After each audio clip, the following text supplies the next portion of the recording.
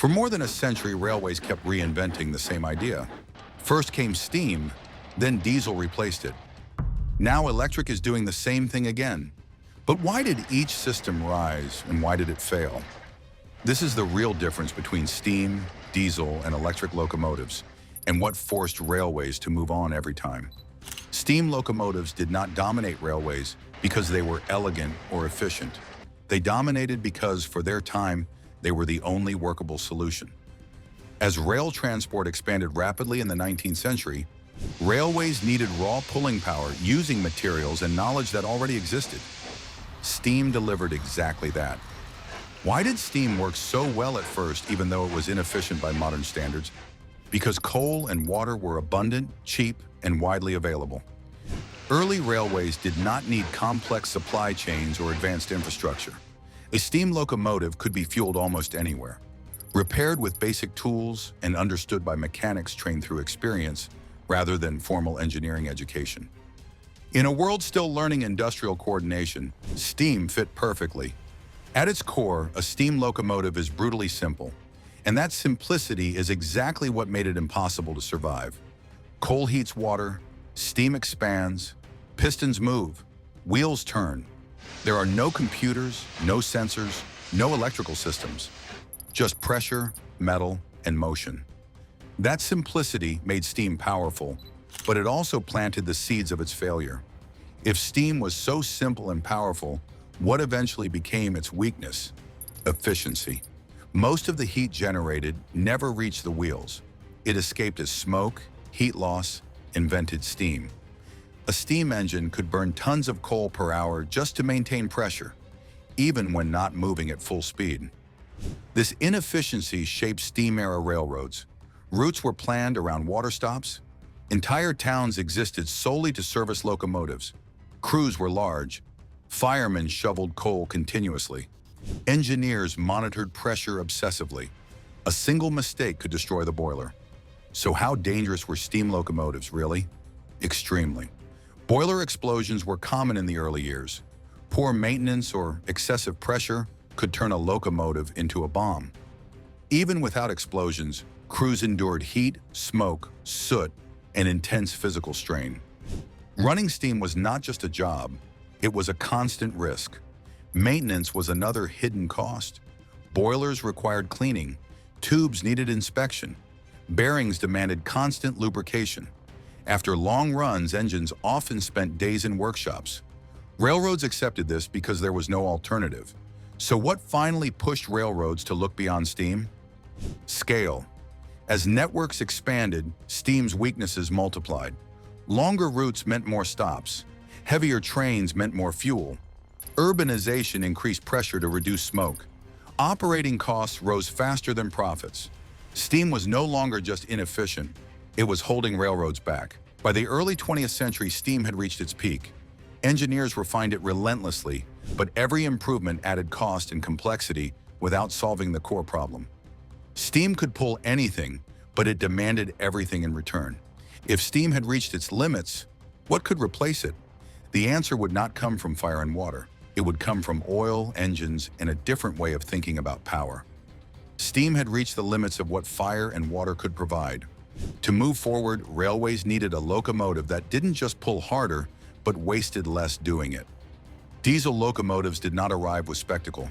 They appeared quietly, first on secondary routes, then on main lines, and eventually everywhere steam once dominated.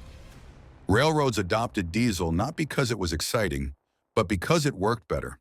If steam was powerful enough, what exactly did diesel change? Efficiency, control, and predictability. Diesel engines produced power only when needed, unlike steam engines that burned fuel constantly to maintain pressure. Fuel use dropped, costs stabilized, performance became consistent. Diesel also broke steam's dependence on infrastructure. No water towers, no coaling stations. Diesel locomotives carried their own fuel and could cross long distances without stopping. How did this affect crews? It changed daily operations completely. Crews became smaller. Firemen were no longer needed. Engines started in minutes instead of hours. Shutdowns were simple. Time, fuel, and labor were saved. Reliability mattered more than raw power. Diesel brought consistency, trains ran on time, maintenance became predictable, breakdowns decreased. If diesel was clearly superior, why didn't railroads switch immediately? Because early diesel was expensive and unproven. Railroads had massive investments in steam infrastructure and labor. The switch began cautiously. Once the savings became undeniable, the transition accelerated rapidly. The diesel-electric design became decisive. The engine powered a generator, which fed traction motors. Mechanical complexity disappeared. Power became smooth and scalable. Why did this matter? Because locomotives became modular. Multiple units could be controlled from one cab. Failures no longer stopped trains. Power could be matched to demand. Maintenance demands dropped sharply. No boilers, no daily inspections. Fewer exposed parts. Locomotives spent more time moving freight than sitting in shops. Did diesel finally make railroading safe? Not completely, but much safer. Boiler explosions vanished. Cab conditions improved. Crew fatigue decreased. Many inherent steam-era dangers disappeared. By the mid-20th century, steam could no longer compete. Entire fleets were retired and scrapped with stunning speed. Diesel solved many problems, but its story wasn't finished yet. If diesel solved so many problems, why wasn't it the final answer? Because diesel still burns fuel. Emissions, mechanical limits, and efficiency ceilings remained. Eventually, improving the machine itself stopped mattering. The system around it became more important. The next solution would remove the engine entirely. Diesel improved efficiency, but it never escaped fuel dependence. As speeds increased and cities grew, railways needed something cleaner, faster, and more scalable. It had to be a system. What happens when a locomotive no longer carries its own power? Electric locomotives draw power from external infrastructure. Electricity feeds traction motors directly, eliminating combustion, exhaust, and many mechanical losses. Electric motors deliver instant torque, no warm-up, no lag. Acceleration improves. Performance on gradients increases dramatically. So why did electric succeed where diesel began to struggle? Because energy generation is separated from motion. Power plants can be optimized elsewhere, while locomotives focus purely on movement. Efficiency increases dramatically on dense routes. Maintenance differences are profound. Electric locomotives have far fewer moving parts. Less wear means less downtime and lower lifetime costs. If electric is so efficient, why didn't it replace diesel everywhere? Because electrification is expensive and inflexible.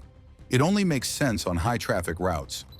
Remote and low-density lines cannot justify the cost. That is why electric dominates high-speed and urban corridors, while diesel survives where flexibility matters more than peak efficiency. Is electric the final stage? Not necessarily. Electric is only as clean as its power source. The future now depends on energy systems, not locomotives alone. Steam relied on force. Diesel relied on efficiency. Electric relies on coordination. It is not just a machine, but part of a network. Steam, diesel, and electric locomotives are not rivals. They are chapters. Each replaced the last because the old answer stopped working. Steam built the railroads. Diesel made them practical. Electric redefined efficiency. If electric is today's answer, what comes next when its limits are reached? History doesn't change overnight. It changes the moment limits are exposed.